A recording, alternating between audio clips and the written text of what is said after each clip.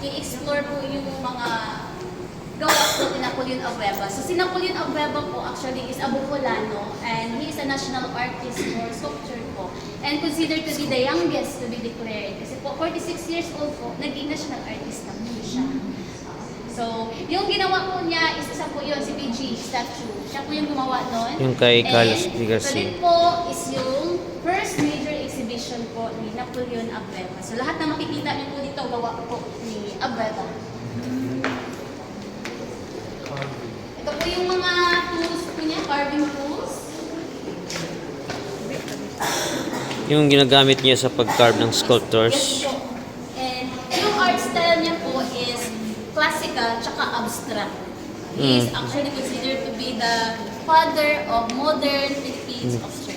So yan po yung isa sa mga abstract na gawa niya. Yeah, yung, that's abstract. Family. The It's a- family. it's a family. So it's made of stainless steel. Stainless steel.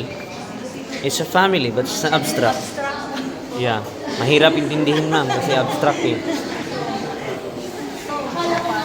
Yan, ito rin. Bawal kuan. Sibit ka lang. Oo, yun. No, sige. Kala ko senior moment. Gawa rin po iba ito ni... Is isa sa mga gawa po ni Napoleon Abueva. So, he made a bench out of a whole trunk of a tree. So, wala po siyang ginamit na pako. So, he used a bench, he made a bench without using any nails. And behind niya naman po is yung the door of the temple of gawa po yan ni Abueva. And mapapansin niyo po, every tiles po, makikita niyo po stories from the Bible. Yes. Iba't ibang stories from the Bible. At ito po is nakalagay po siya sa bahay po nila actually. Kasi may nagpa-commission daw, pero hindi na tinuloy yung pagbili. So ngayon, nasa, ano siya, sa bahay lang nila. So what the eldest daughter of Napoleon Abueva did is that he went to the museum and he said, pwede bang dito na namin i-display yung mga works ni Napoleon Abueva. And of course, national artist. So, kaya po, ito on loan pa po siya pinahiram. So anytime soon, pag sinabi na ng family ni Napoleon Abueva, nakukunin na namin. So every time po talaga may mga tourist kami or mga estudyante kami, dapat talaga pinapapunta namin dito. Kasi po, kasi balang araw kukunin na. So at least po accessible pa rin po siya dito sa museum po niya. Pati yung upuan po. So actually nakalocate po siya sa bahay sa sala nila. Pero yan daw po is nasa likod po ng double ng photoprice. Ano po sir? Na-open siya sir, pero dito po kasi sa museum, meron po kami mga museum technicians, sila lang po yung pwede humawa ng mga collections po natin. Yung mga museum na ang mga talakot po talaga kami. Hanggang sa lahat ng research po Ito. Mother ito naman po Earth. is literal family portrait. Dito po natin nakikita yung anak ni Napoleon Abueva. Imagine yung mga pangalan po. Amihan, Orwin, Mulawin. Mulawin is a Mulawi tree. Then, the youngest is Duero. Duero daw is a river in Spain. So, mga elementals. Then yung apo naman niya, pinangalanan niya na Diwata. Mahilig siguro sa Encantadia. So, yan po. And then, ito po yung gift niya sa asawa niya po. Yung naniligaw pa lang po siya. So, ito po yung binigay niya kay Ma'am Sania. Kung gusto niyo manigaw, bigyan niyo lang po ng sculpture niyo, gawang sculpture, kasasagutin siguro. Sacred Ito po Heart yung of gift Jesus. niya po, ni Ma'am Sania. Ito naman po, if you've been to Eternal Gardens po, somewhere in Manila, meron daw po ito, ang tawag po dito is the cast at the head of Transfiguration of Christ. Doon sa Manila, nandun po yung actual na statue po talaga niya, na 32 feet yung height niya, tsaka yung width niya is 12 feet. So napakalaki po talaga. Ito head lang po ito, yung cast or pulmahan. So, and we also have wooden sculptures din po ni Napoleon Abueva. Katolik po ba si Yes Napoleon po. Abueva? Sir, ikaw lang po.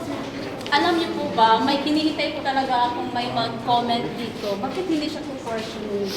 Kasi meron daw iba, That's right. bakit maliit to ganito? Tsaka parang nakaganyan, tsaka ito is pahaba.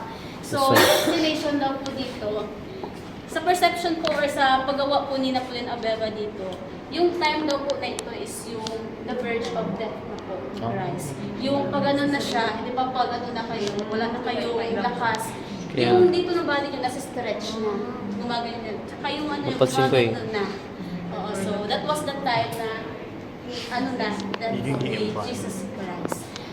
Pero, dito naman po, mayroon mga critics tayo, meron din po tayong mga viewers na napaka to detail. So sabi nila, probably, ito pa po yung time na hindi pa po inangat si Jesus Christ. Kasi may proof pa eh. Kasi kinuhaan na siya ng mga biste niya nung nakaganon na siya. So ito, meron pa siyang mga and then nakaganon pa siya. So, yun po yung theory niya. Baka po itong time na ito is yung nakaano pa po yung cross. Hindi pa nakaano. Yan po. So ano po yung napapansin niyo po sa mga gawa po ni Napoleon Abeba? Mostly Abstract. religious, abstract, and then Religious. about family. Family. So, ito po yung example ng abstract. Then if we say classical naman po, classical art, yun po yung true to form. Or yung mga face na totoong tao talaga. So, yun po yung classical.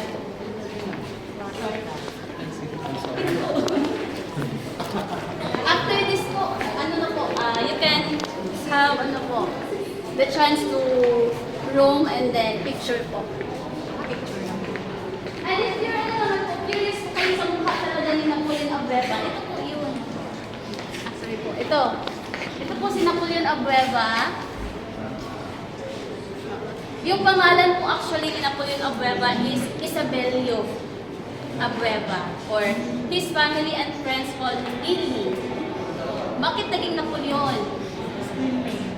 Yeah, parang yung mga artista may screen name, mga artist name, pen name. Ito naman siya, nakuha niya po yung Napoleon from Napoleon Bonaparte, Bonaparte. a French conqueror po. French. Kasi nung bata pa daw po siya, he used to hide sa mga palda sa Madrid. Yung mga Belgian nuns. So, yung Belgian nuns, kung saan siya pumatago sa inside sa palda nila, nagagalit. Sinasabihan nila si Napoleon or si Billy na, "You're very naughty. You're just like Napoleon Bonaparte." Sinasabi nila. So, tinitis nila si Billy. So, hanggang sa lumaki si Napoleon Abeba, nabasa niya sa isang bibliography ni Napoleon Bonaparte na si Napoleon Bonaparte nagsabi na if hindi lang ako conqueror, if I were not a conqueror, then I will be a sculptor. So pagkabasa mo, ito na lang yung gawin kong artist name. So naging Napoleon Abeba siya. Yung totoong pangalan niya, Isabelio. Isabelio. Isabelio or Pero yung apelyido niya, Abeba po Abeba talaga. pa rin. Siya din gumawa niya. Siya din po, self-portrait. Self-portrait. Ito naman po, Abstract rin. abstract din, pero Family. same po siya nun sa stainless steel po, right? Yeah, it's a family. Every artist po, including mga painters, tsaka yung mga sculptor, meron po silang mga prototype for study. So ito po, prototype lang po ito before po siya gumawa ng actual. So, pag tingnan niyo po dito, hollow lang po talaga siya sa likod. Ito po. Pwede niyo pong tingnan. Para lang talaga siyang papel. Napoleon. So, ito po yung mga classical art po niya. Si Vicente Manansala. Vicente Manasala. Also a sculptor. Si Nick Joaquin. Nick Joaquin. Literature, National Artist National Gallery. Artist Teacher. And General Arturo Enrile. And ito naman po is yung tinatawag po namin Marites Chair. Pero hindi po yung totoong pangalan niya. Kami lang po yung tumatawag ng Marites Chair. Kasi po, pag nakaupo po kasi, nakaharap. So yung chismis from here moving there, walang labs, walang So, yung mga guests po namin, mostly talaga yung mga guests namin sinasabi nila, okay daw hindi mag-chismisan gamit ito. So, Marites Chair lang po yung ginagamit namin So, ito naman po. This is Jose Rizal. Yes po, Jose Rizal. Of course. It's made of bronze.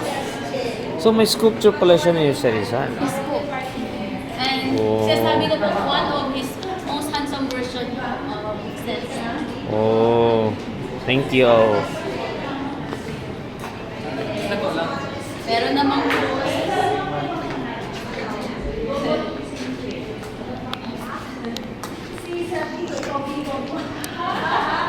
Sana yung imagine Max. po kung nasa airport po yan,